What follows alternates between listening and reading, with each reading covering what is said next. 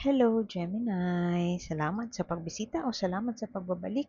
Ito po ang iyong Sun, Moon, Rising Sign and Venus Love Reading para sa sign ng Gemini. Kunin niyo lang po kung ano yung nakarelate kayo. Tapon niyo hindi. Kung hindi nakarelate, okay lang yan. Maaaring sa susunod na reading, ang siyang makaka-relate tayo. Kaya subscribe lamang po tayo para maabutan natin ang mga susunod na readings.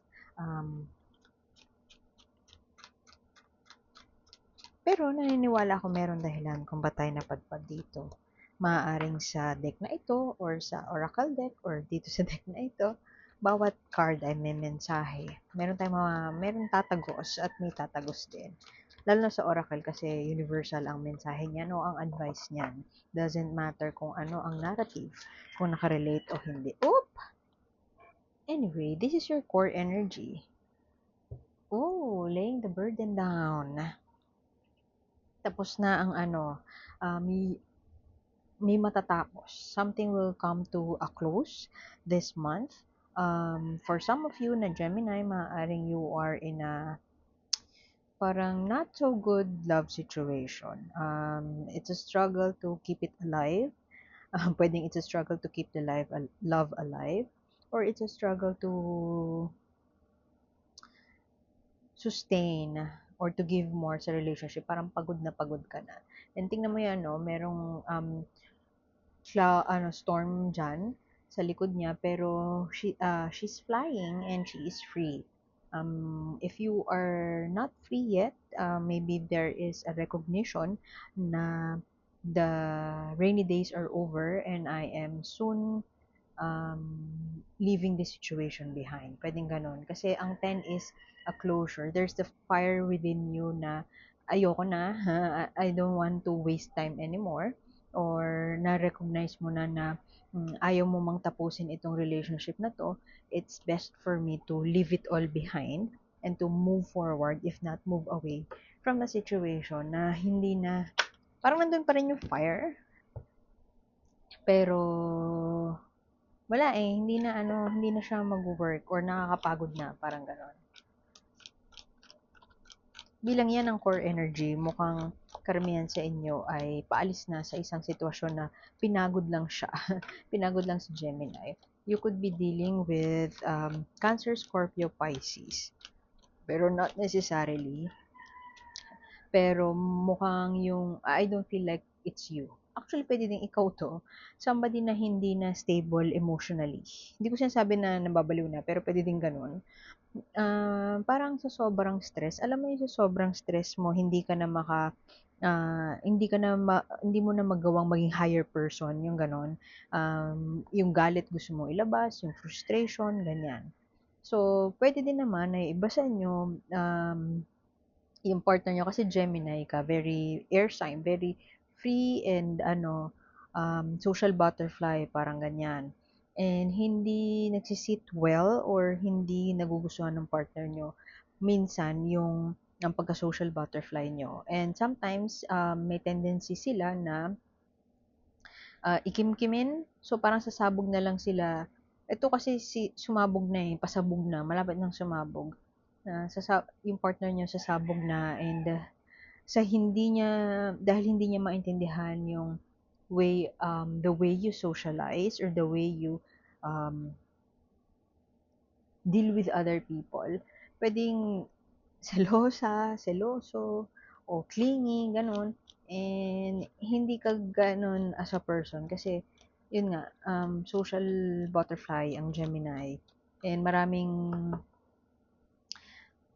inaano here and there, ang daming kinakausap here and there, and yung iba sa inyo ganun na, it may come off as parang masyadong flirt from your person. So, iba sa inyo could be struggling with that sa partner.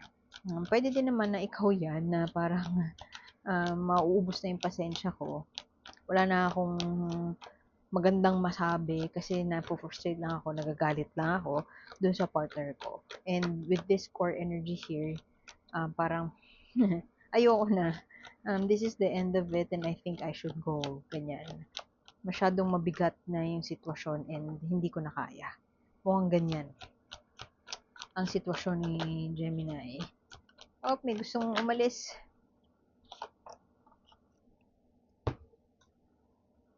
Di ko alam kung ito natin lagay.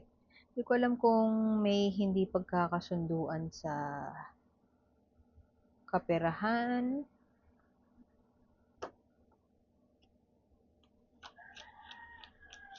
may utang sa yung ex mo, pwedeng ganun.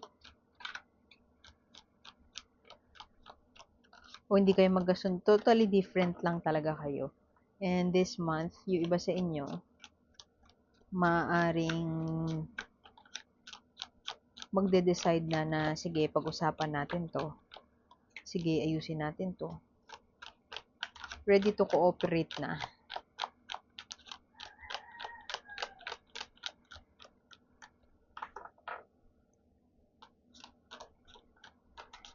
Actually, pwedeng yun nga pera ang pwede din naman na si Gemini gusto niyang hindi actually yung flirt na sinasabi ko kanina, hindi about socializing with other people ang issue sa kanya ng partner niya, ang issue sa iyo ng partner mo pwedeng gusto mong mag-aral pa, ayaw mo muna mag-settle down, um, ayaw mo munang magseryoso sa love life kasi gusto mo pa mag-aral or gusto mo pang ma-promote or meron ka pang ibang mga plano, pwedeng travel plans, gusto mong mag-relocate o kaya naman ay meron kang pinaplano na career progression and hindi hindi kayo mag-match ng partner mo sa goal na yan. Yung isa may goal.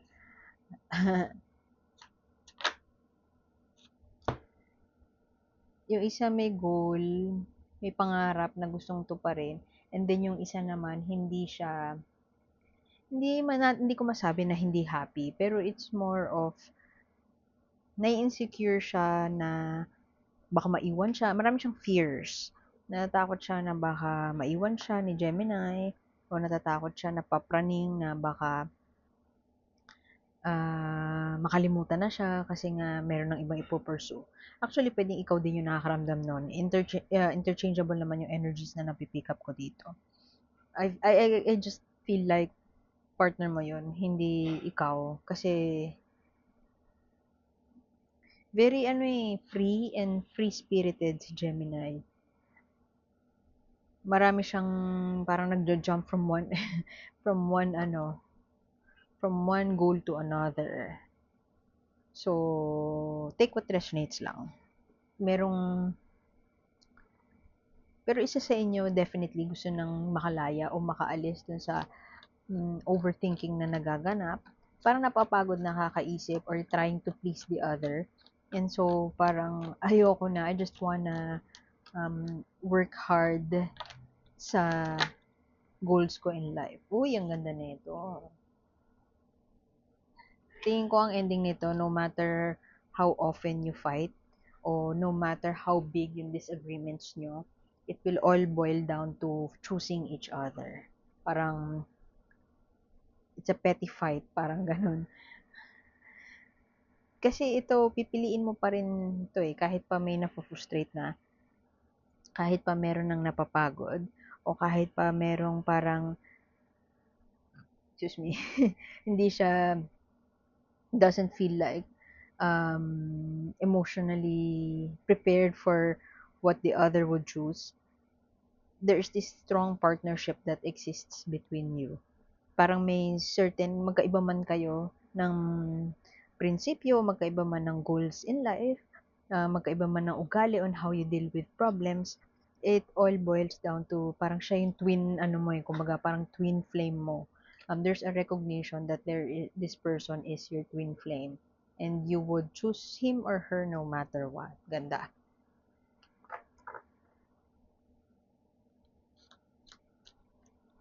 O pwede din naman na pero kasi ang core energy mo, tandaan mo, may sa pagsasara na. Di ko alam kung itong Two of Cups na to, it could mean na there will be a stronger friendship between the two of you. Kung kayo ay you share a kid, magko-co-parenting, parang, ewan ko kung alam niyo yung term na conscious uncoupling. May conscious effort to uncouple, pero walang galit sa isa't isa. Pwedeng ganun Alam mo yun, pagod ka na to make it work, aalis ka, or you will lay the burden down, aalis na, pero at the same time, there's still this friendship that exists between you. Na may recognition of the differences, pero may respeto sa pagkakaiba na yon. At the same time, you could build a good relationship naman with another person kahit pa hindi na kayo romantically involved. Parang gano'n.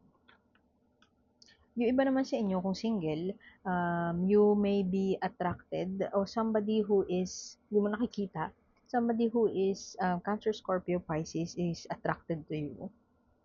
Pero ang hindi mo nakikita doon ay they could be, nandun pa sila sa phase in their life na hindi pa sila ganun ka-emotionally mature. Pwede kasi na meron silang obligasyon sa bahay, and dahil ang dami nilang obligasyon, nilalamon nun yung ano nila, yung parang wala na silang time for themselves. Pag wala kang time sa sarili mo, parang mainitin na yung ulo mo. Nasa-stress ka na sa mga simpleng bagay kasi nga ang dami mong obligasyon sa bahay. So, pwedeng ganun. Or, pwedeng, ano din to, premonition ba, na you would be in a relationship with somebody who is, kundi Cancer, Scorpio, Pisces, they are very sensitive and in touch with their emotions. Pero ang flip side nun, or ang dark side nun, mas active yung dark side nila ngayon, na very reactive or very, yung puso nila yung ginagamit nilang mag-isip. You get what I mean? Na yung mga simpleng bagay, may kadlakip na emosyon. Sila yung mga tipo ng tao na madaling ma-hook ng mga rage bait na mga posts, yung mga ganun, nagre-react sa mga nakikita nila online, yung mga ganun, hindi pa nila nakokontrol yung emotions nila. And, yun. So, Gemini, Three of Pentacles here speaks of parang cooperation. Sabi ko nga, makikikooperate, um, collaboration, ganyan, working towards a common goal. Pwede din na pera yan, whoever is, kung ano man yung sitwasyon mo ngayon sa life mo, single man o married or in a relationship, maybe it's either nagkakos ng argument or nagkakos ng away yung time mo sa work, or nagkakos ng argument o away ang pera sa relationship nyo. Pwedeng hindi kayo magkasundo sa i-investan, hindi kayo magkasundo sa bibilhin, I don't know, sa asset, sa property, ganyan. And kung partner mo itong hindi emotionally mature, pwedeng sinisisi ka nila sa mga decisions na nangyayari sa household o sa pagsasama nyo. May pagsisisi. I mean, pagsisisi, biniblame ka, finger pointing, may finger pointing na nagaganap. Kasi ano to yung away, parang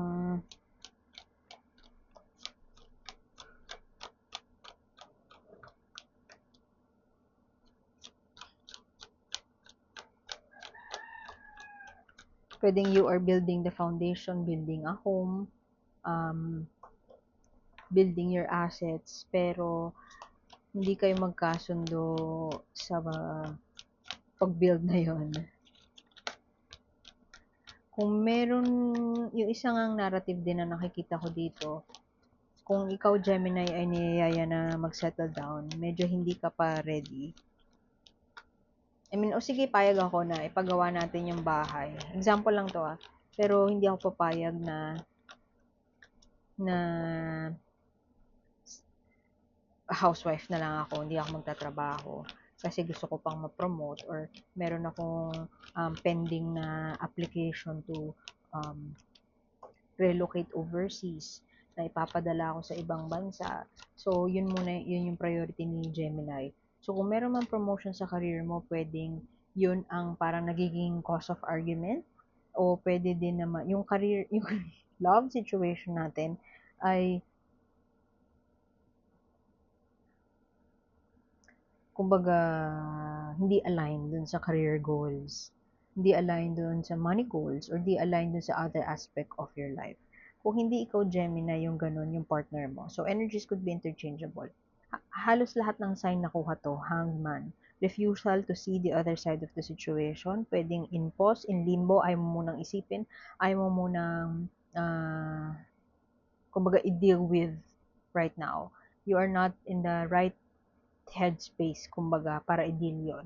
Pwede din naman na kung sino man yung gustong mag-aral o kaya mag-promote o kaya magsubsob sa trabaho, yung partner hindi masyadong naiintindihan yung value ng pagiging workaholic.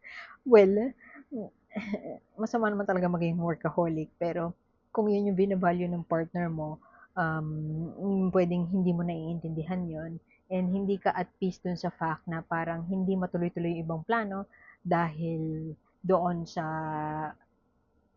sa something that you are building. There's something that you are building or your partner is building o pwedeng parehas kayo. And something is a pause. Hindi mo na parang kumikilos sa ngayon or pwede din naman na hindi mo na siya priority kasi may ibang plano si Gemini.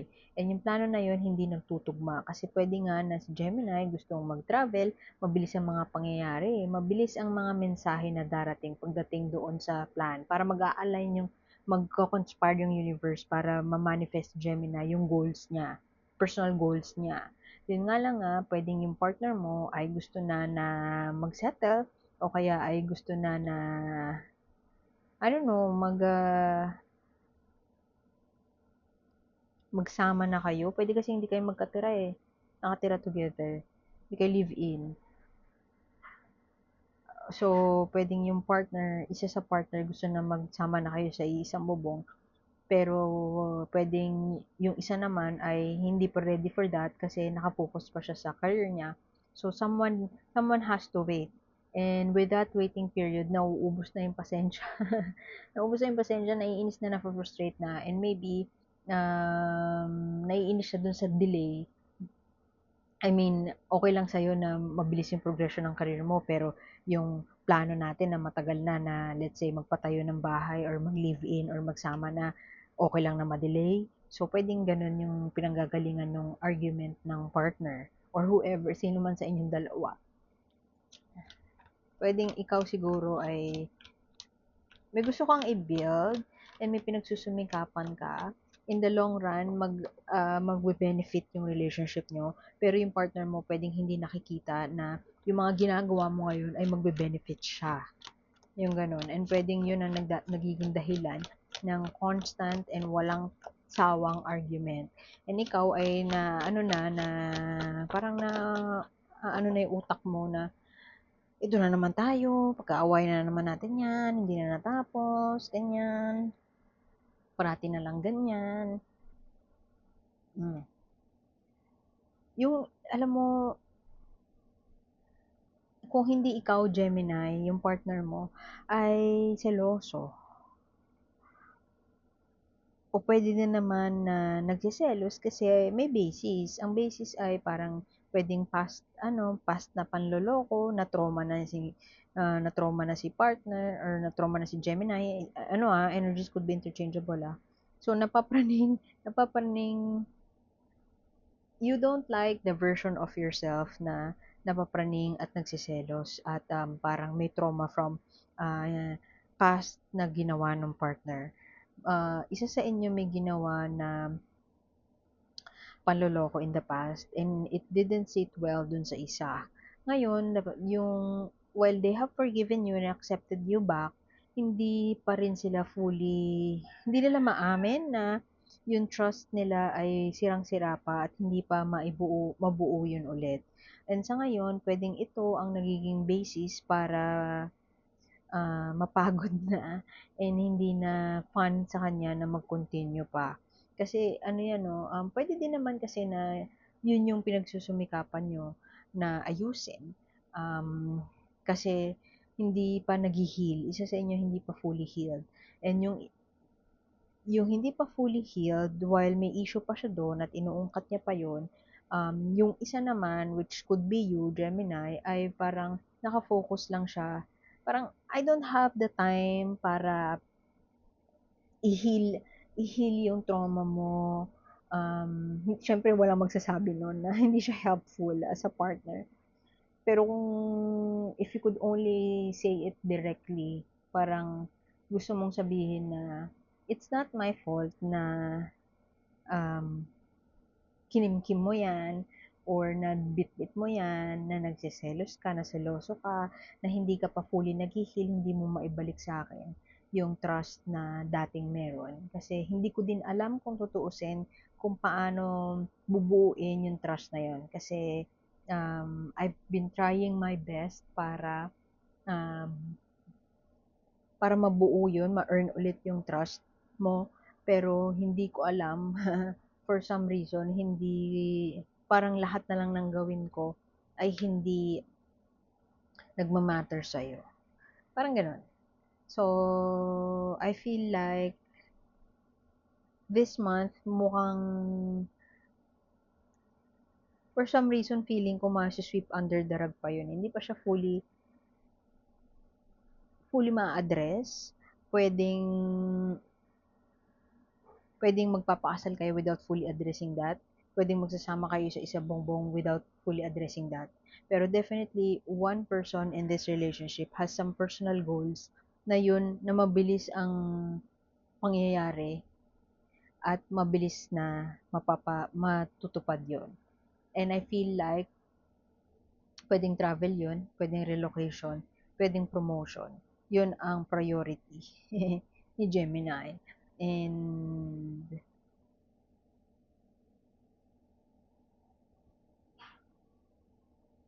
meron pa ring ano kumbaga, may part pa rin na hindi pa fully nakakapagpatawad. Pero isa sa inyo nagloko siguro dati.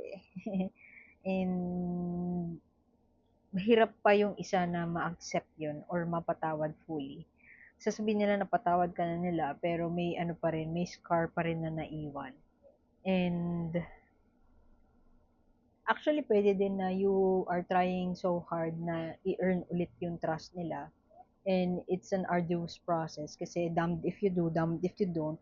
Kahit anong gawin mo, may markado ka dun sa partner mo. And tingin ko talaga ito yung partner mo eh.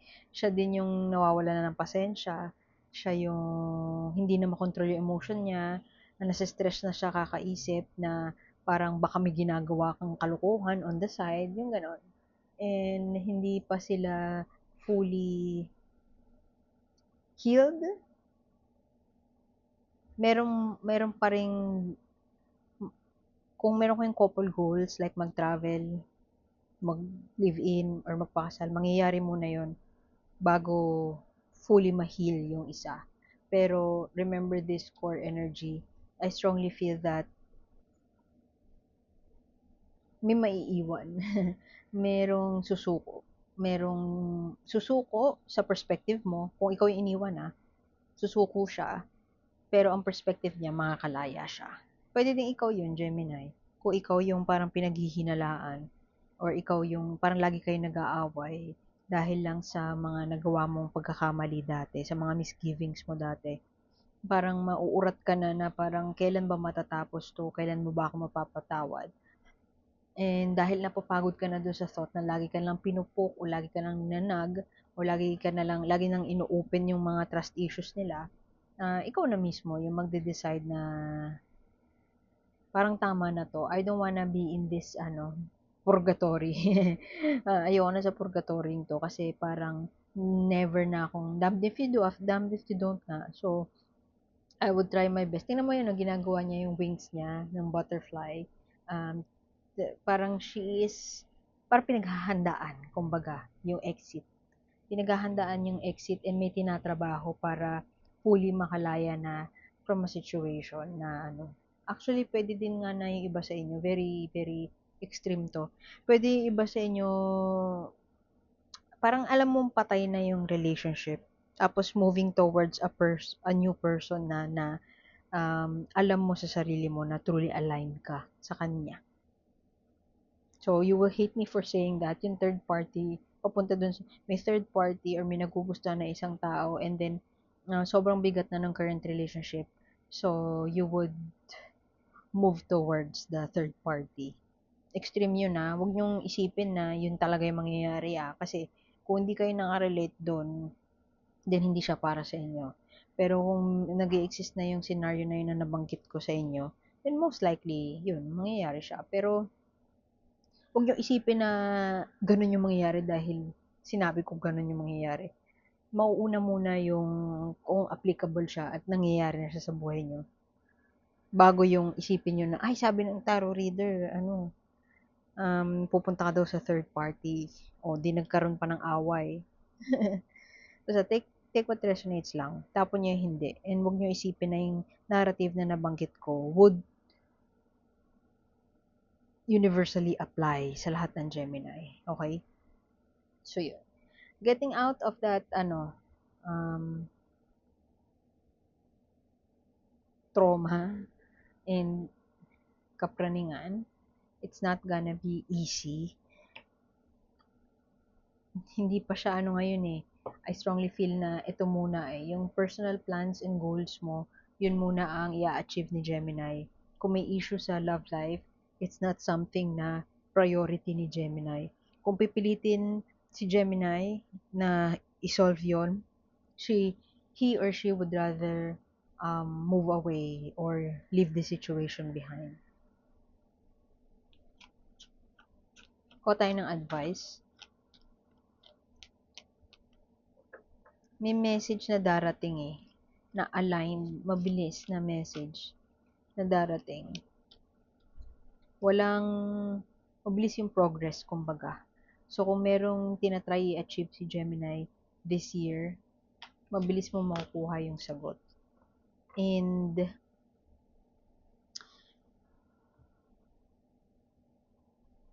ewan ko baka yung partner niyo magulat na parang ganun-ganun na lang. Aalis si Gemini. Or ganun-ganun na lang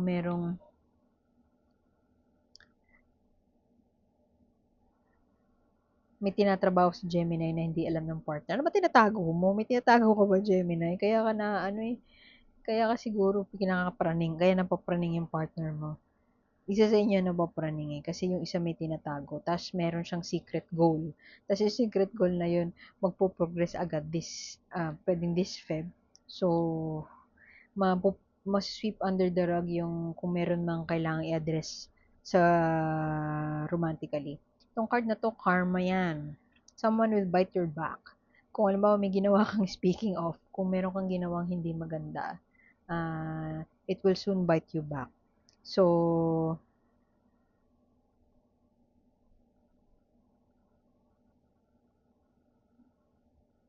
kung ikaw yung parang feeling mo ikaw yung naaapi sa sitwasyon na to, wag mong itry, don't put matters to your hands. Kasi the universe will take care of itself. Merong laws of the universe such as yung karma. Everything that you have done right will come back to you tenfold. Everything that you have done wrong, kung meron kang ginawang masama sa ibang tao, babalik din yun sa iyo. And bago ka mag-blame ng iba, make sure na malinis ka. Yun yung advice ng universe. So, kung ikaw ay malinis or in a good position, huwag ka nang magyabang about it. Pero if you feel like you're the victim, don't put matters to your hands kasi it will bite you back. Karma will bite you back and mabilis siya. So, do good lang. Always do things for the highest good of all. Laging ganon. So, yun. Iwan ko na yun doon, Gemini. Salamat sa pagbisita and sana makita ko kayo ulit. Ako po si A and salamat. See you soon. Bye-bye.